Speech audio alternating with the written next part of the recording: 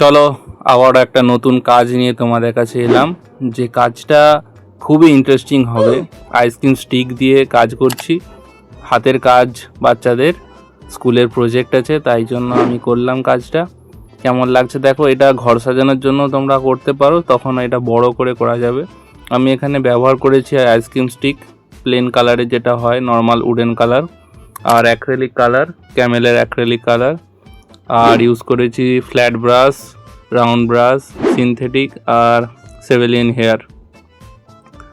আর আমি ব্যাকগ্রাউন্ডটা আগে ব্লু কালার দিয়ে তারপর মেঘ করি, তারপর ঘাস, জল এসব করে শেষে একটা গাছ করি।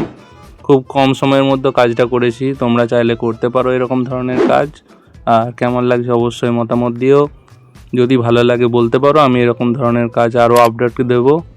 আর লাস্টে বার্নিশ দিয়েছি।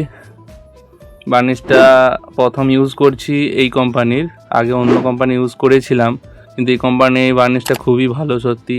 গ্লস বার্নিশ আছে, ম্যাটও আছে, আমি গ্লস নিয়েছি।